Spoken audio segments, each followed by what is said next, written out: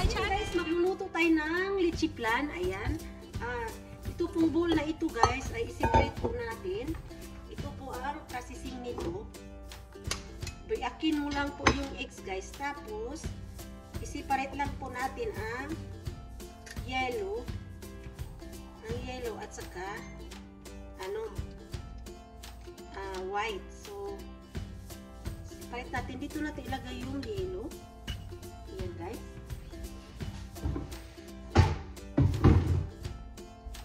So, I will continue doing this and we'll catch you in the plan guys. Ito po ang ating mga very simple ingredients. So, mayroon tayo ditong 10 eggs. Tapos naman guys, lalagyan natin siya ng vanilla syrup. Tapos, mayroon din ako ditong condensed milk. Tapos naman guys, mayroon din ako ditong hinanda na sugar na i-reheat natin mamaya. So ayan lang po guys. Magluluto tayo ng guys, good afternoon. Welcome back here. There is sa ating YouTube channel. So if you are new here, please do not forget to click like, share, and subscribe guys. Paki-bell all po ang notification bell para din guys ma-notify mo sa ating mga future upload.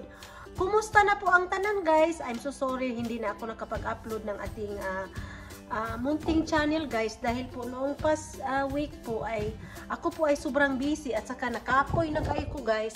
Wala na ko'y time na mag-film pabitaw.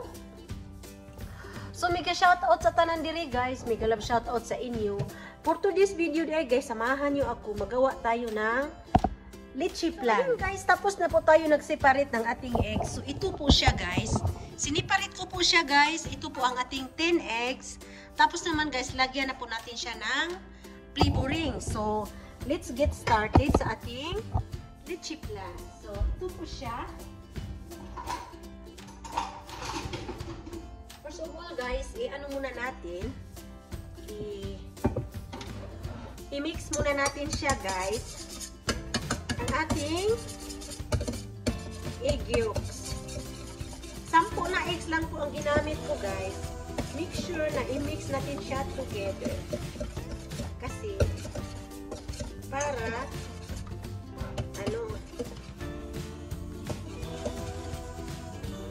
tapos naman guys, haluan natin siya na ito na po ang ating ganito po ang consistency niya guys, very yellow. Ayan, tapos i-mix na po natin ang 1 teaspoon of vanilla. I'm using guys vanilla, French vanilla syrup.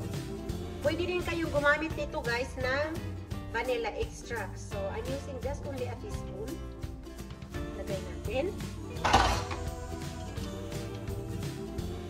And then guys, maglagay po tayo ng 1 can of sweet condensed milk. Lagay natin dito guys.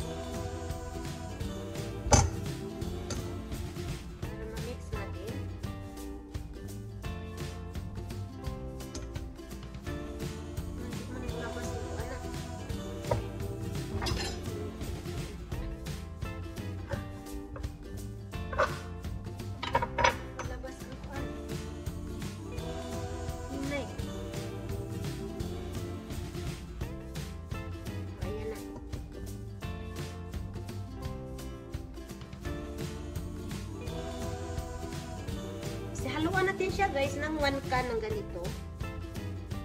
Tapos naman guys, maghalo din tayo ng fresh milk nito. Kasi para din may ng ating leche flan.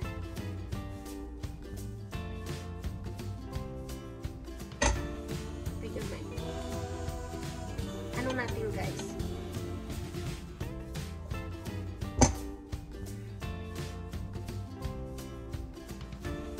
Open ko muna guys. Sandali lang guys ha. Guys, nilagyan na po natin siya guys ng fresh milk. So ito po ang ating butter. Kita ninyo guys. Mamaya ilagay, ipakita ko muna sa inyo guys. Maglagay din tayo guys na fresh milk. So, ang fresh milk na inahalo ko guys, only 1/4 cup. So 1/4 cup po ito. Optional po ito guys, but I tried this. It's really good. Kasi para moist masyado yung ating leche flan. So, lagay natin ng 1/4 cup of fresh milk. Then, i-mix na natin siya guys together. So, then, ito na po ang ating butter. So, isang can lang po guys ang gamitin nyo. Isang can lang po ang gamitin nyo na sweet condensed milk. Ayan.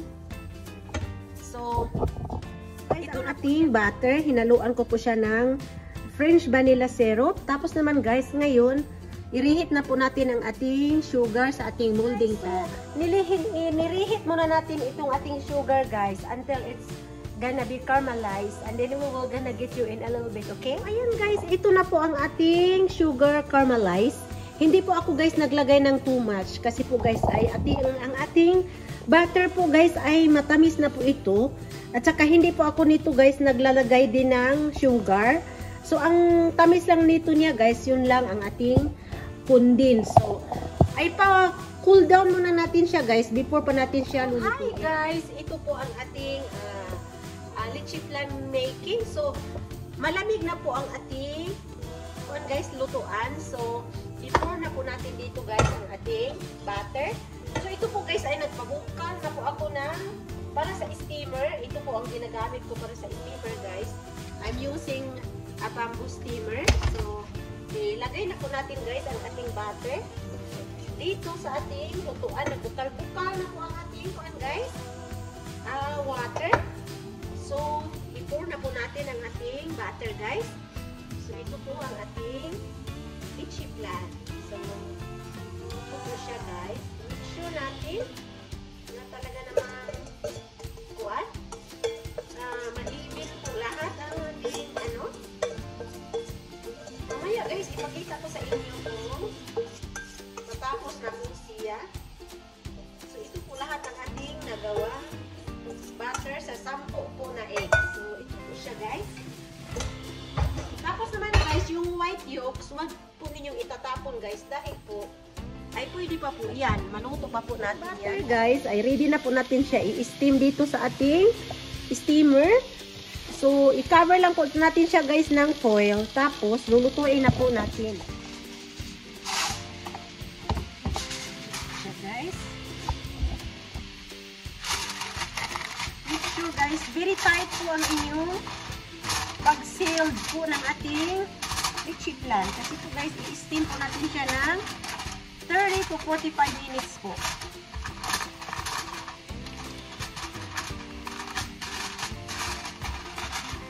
So, ganyan po siya guys.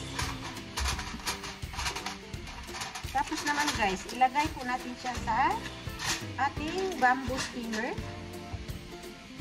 So, ito po ang aking bamboo steamer po. Make sure na magkasya po siya dyan. Yan. Perfect.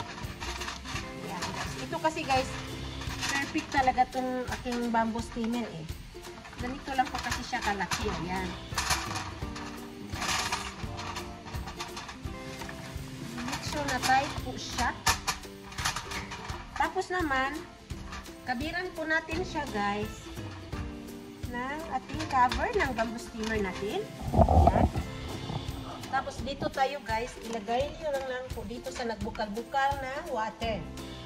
Dito guys. At saka 30 to 45 minutes po ang pagluto natin dito guys. Ayan. Ilagay natin siya guys sa medium heat.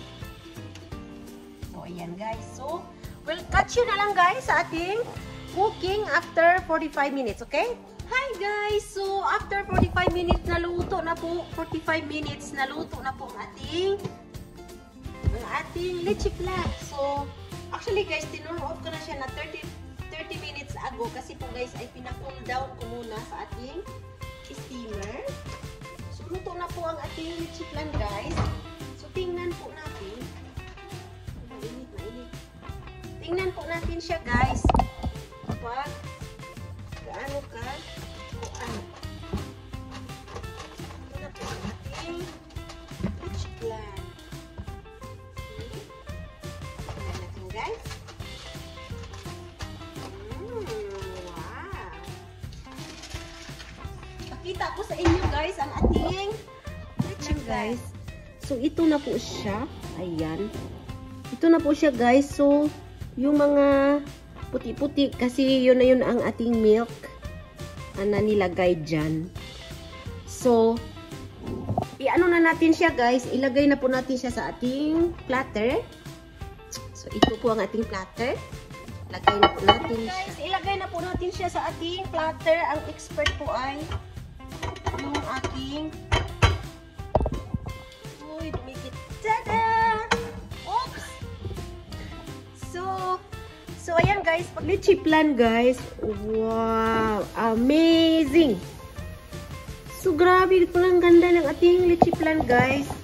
So, ito na po siya at garnish na po. Guys, tapos na po tayo nagluto ng ating lychee plan guys. So, ito na po siya guys. Ayan na po ang ating lychee plan. So, at saka ito na po siya guys, ang ating finished product ng ating lychee plan. At nilagyan ko na lang po siya guys ng garnish na maliliit na grapes. So yan guys, i-end ko na po itong video for today and I hope nagustuhan po ninyo. Very simple lang po. Sobrang salamat sa iyong pagpanood guys and we'll catch you na lang sa ating next video. Bye bye! God bless everybody!